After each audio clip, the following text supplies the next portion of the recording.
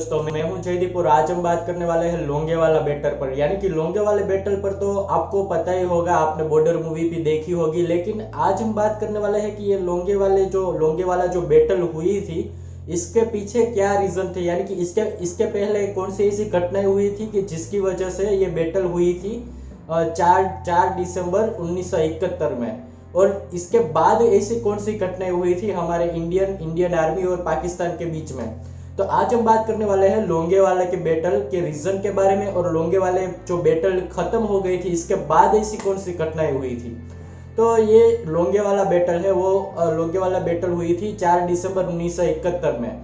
यानी कि ये साल में जब बांग्लादेश है, बांग्लादेश के बीच में, और जो उसका पेरेंट नेशन कह सकते हैं पाकिस्तान के बीच में अपने एक बैटल शुरू हुआ था। वो बैटल था क्योंकि पाकिस्तान जो बांग्लादेश के अंदर ऐसी आवाज उठने लगी थी कि हमको ये जो पाकिस्तान है, हम कह सकते हैं पूर्व पाकिस्तान है, तब का पूर्व पाकिस्तान, ये जो पूर्व पाकिस्तान को हमको आजाद करना है और उसको एक नया देश घोषित करना है। इसके लिए एक आवाज उठ चुकी थी और वहां के लोग ऐसा डिमांड कर रहे थे कि हमें यहाँ पर पाकिस्तान का राज नहीं चाहिए, हमें अपना देश चाहिए।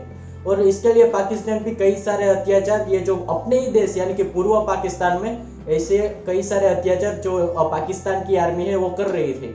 और तब की सरकार इंदिरा गांधी ने ऐसा डिसाइड कर लिया कि हम जो पूर्व पाकिस्तान है उसको सपोर्ट करेंगे और हम उसको आजाद करने में उसकी मदद करेंगे। और तब ऐसी सूचना, ऐसी न्यूज आई थी कि जो उसको पाकिस्तान को भनक लग गई थी कि जो इंडियन है वो इंडिया की जो आर्मी है वो पूरी तरह से पूर्व पाकिस्तान को सपोर्ट कर रही है, और पूर्व पाकिस्तान की बॉर्डर पर मैक्सिमम इंडियन की आर्मी वो मैक्सिमम वहां पर तैनात कर दी है। और जो पाकिस्तान और भारत के बीच की बॉर्डर पर जितने सैनिक थे वो कम सैनिक थे उस टाइम पर, क्योंकि पहले से ही बांग्लादेश के बॉर्डर पर ये पहले से ही ये घटना शुरू हो चुकी थी। वो युद्ध वहां पर शुरू हो चुका था बांग्लादेश को आजाद करने, यानी कि पूर्व पाकिस्तान को बांग्लादेश में कन्वर्ट करने का, अपना खुद का देश बनाने का। और इसी का फायदा उठा के पाकिस्तान ने डिसाइड कर दिया कि हम राजस्थान की जो लोंगेवाला है उस पर हम हमला कर देते हैं। तो ये इसका सबसे बड़ा रीजन था, क्योंकि उसको पता था, पाकिस्तान को पता था कि ये जो बॉर्डर है, राजस्थान की बॉर्डर है, वहां पर जो सैनिक पहले जितने सैनिक होते हुए थे उतने सैनिक अभी नहीं है, और बहुत सारे सैनिक वो पूर्व पाकिस्तान की बॉर्डर पर तैनात है। इसलिए पाकिस्तान ने रातों रात तकरीबन 2000 से भी ज्यादा सैनिकों से हमला कर दिया। और ये पूरी बैटल को आपको पता ही है कि क्या हुआ था। हमारे सिर्फ 120 जवान थे, और कैसे 120 जवान ने पाकिस्तान के 2000 सैनिकों के छक्के छुड़ा दिए थे। हमको ये पूरे का पूरा ये जो ऑपरेशन हुआ था, ये ऑपरेशन के बारे में हमें पता है। लेकिन अब हम बात करेंगे ये बैटल के बाद में क्या हुआ था, क्योंकि ये बैटल रात को हुआ था। हमारे जो भारतीय सैनिक थे उसने ऐसा माइंड लगाया कि जो पाकिस्तान की आर्मी थी वो डर गई, और ऐसा हमला किया कि वो अपने टैंक, फिर अपने जो सैनिक शहीद हो गए उसको भी छोड़कर वहां से चली गई। उसको अपने देश में फिर से ले जाने के लिए भी नहीं आई पाकिस्तान की आर्मी। वो उसके जो शहीद सैनिक थे वो वहां पर ही पड़े रहे, वहां पर ही सरहद पर ही पड़े रहे। तो इतना डर गए थे इंडियन आर्मी से इतना डर गए थे। और आज हम बात करने वाले हैं कि ये जो लोंगेवाला बैटल खत्म हुई थी, ये लोंगेवाला बैटल के बाद में क्या हुआ था। तो आप जानते हैं कि रात को तो इंडियन आर्मी ने धूल चटा दी पाकिस्तान को। सुबह तक एयरफोर्स ने हमला कर दिया पाकिस्तान के, ये जो काफिला था पूरी टैंक्स लेकर आए थे, 2000 सैनिकों के साथ आए थे, सबको धूल चटा दी सुबह एयरफोर्स ने। यानी कि 5 तारीख को सुबह एयरफोर्स ने इसको धूल चटा दी, 4 तारीख को। और बाद में क्या किया कि हमारी जो नेवी थी, नेवी ने भी कहा कि हम चुप क्यों रहे। तो फिर नेवी ने भी पाकिस्तान की जो कराची का जो पोर्ट है, कराची बंदर है, उस पर भी जोरदार हमला कर दिया। और तकरीबन वहां के जो भी लोग थे वो लोग सब छुपने के लिए ग्वादर बंदर तक चले गए, वो ग्वादर बंदर तक छुप गए। तो ये जो घटना थी वो घटना हुई थी लोंगेवाला बैटल के बाद में। यानी कि ऐसा जोरदार धमाका किया कराची बंदर पर, और तकरीबन 2 से 3 दिन तक वहां पर आग लगी रही पोर्ट पर। इतना बड़ा धमाका कर दिया, उतना बड़ा हमला कर दिया हमारी इंडियन आर्मी ने पाकिस्तान के बंदर पर, क्योंकि उसने लोंगेवाला बेटर पर सामने से चलकर हमारे से युद्ध करने के लिए आ गए, तो जवाब तो देना ही था। तो हमारी इंडियन नेवी आर्मी ने उसको धूल चटा दी, यानी कि जो कराची का बंदर था वो पूरी तरह से तबाह कर दिया, और सब लोग तकरीबन सबसे ज्यादा लोग वो ग्वादर बंदर पर छुपने के लिए चले गए। और इसके बाद क्या हुआ कि जब बांग्लादेश पर, तो हमारी जो बांग्लादेश की वहाँ की सरकार थी, वहाँ के जो ग्रुप्स थे, इनके साथ मिलकर हमारा वहाँ पर उसको सपोर्ट करना और उसका युद्ध चल ही रहा था बांग्लादेश को आजाद कराने का। और वो जो युद्ध चल रहा था उसमें सबसे बड़ी भूमिका थी हमारे INS विक्रांत की, यानी कि जो पाकिस्तान के जहाज आते थे, फिर हवाई जहाज आते थे, वो इंडियन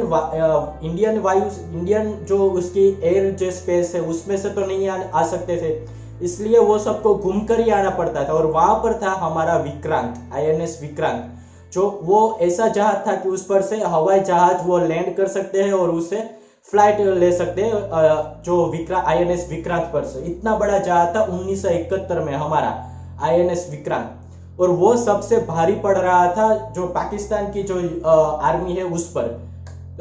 जमीन से तो हमारी इंडियन आर्मी वर्क ही कर रही थी, युद्ध कर ही रही थी, और हम क्या इंपॉर्टेंस है वो INS विक्रांत थी, इसलिए पाकिस्तान ने अपनी पनडुब्बी यानी कि सबमरीन PNS गाजी को भेज दिया। उसे कह दिया कि हमें विक्रांत को डुबा देना है बंगाल की जो खाड़ी है वहां पर, उसके लिए PNS गाजी को भेज दिया। और हमें इंडियन आर्मी को इसका पता चल गया कि पाकिस्तान ने अपनी PNS गाजी को भेज दिया है INS को डुबाने, और जो उस टाइम पर INS को कुछ भी नुकसान हो जाता तो वो हमारे लिए बहुत ही बड़ा नुकसान हो सकता था। इसलिए सबने और क्या होता था कि जो INS विक्रांत है, वो INS विक्रांत ये जो PNS गाजी का वो झेल नहीं पाता, उसका जो सब और वो आमने सामने आ जाता तो पक्का था कि INS विक्रांत को बहुत बड़ा नुकसान होता, और हमें भी इंडियन आर्मी थी उससे भी बहुत बड़ा नुकसान होता। इसलिए क्या करो, उसको जो PNS गाजी थी उसको उड़ाने के लिए, उसको स्टॉप करने के लिए एक ही हमारे पास ऐसा जहाज था, वो था INS राजपूत। INS राजपूत एक ही ऐसा जहाज था कि जो PNS गाजी को फाइट दे सके और उसको डुबा सके। और इसके लिए वो टाइम पर हमारा जो INS राजपूत था वो काम नहीं कर रहा था, यानी कि उसका जो इंजन था, जब से वो समुद्र में चल सके वो इंजन उसका खराब हो चुका था, और इसके लिए वो विशाखापट्टनम में उसकी जो रिपेयरिंग कामकाज है वो विशाखापट्टनम में हो रहा था।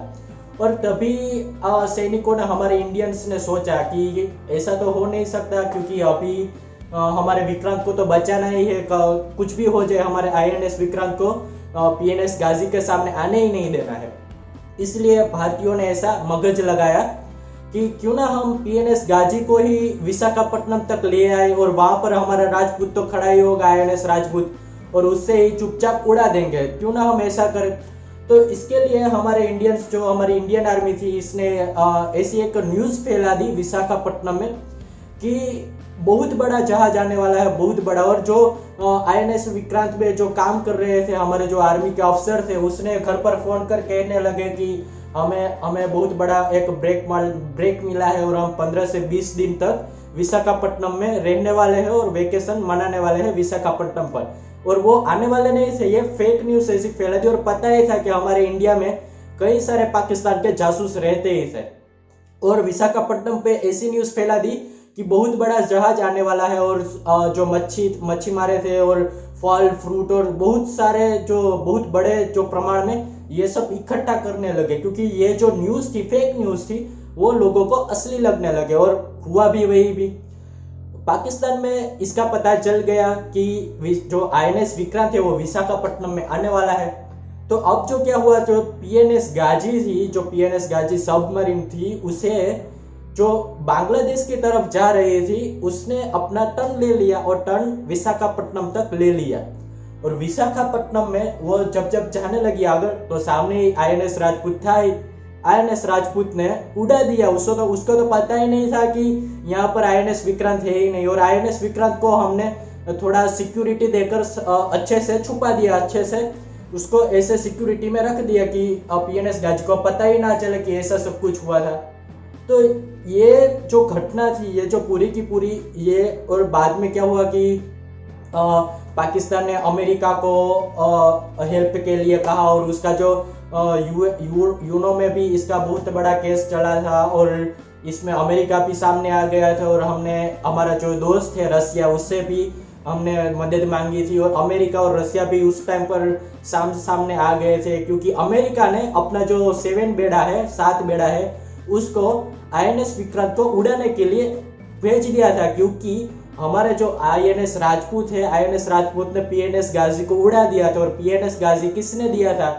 PNS गाजी सबमरीन किसकी थी? तो कि अमेरिका की थी, अमेरिका की PNS गाजी थी, उसको इंडिया ने उड़ा दिया था। क्योंकि ऐसा हुआ तो अमेरिका को चोट तो लगेगा, उसको ऐसा तो लगेगा कि यार हमारी सबमरीन को इंडिया वालों ने उड़ा दिया ऐसा, और पाकिस्तान वालों ने उसे हेल्प के लिए बुलाया, इसलिए अमेरिका ने भी अपने जहाज भेज दिए। और हमने रसिया से ऐसी करार हुआ था कि ऐसा हो सकता है, तो हमने भी रसिया के पास से हमारी जो हेल्प थी वो हेल्प ली।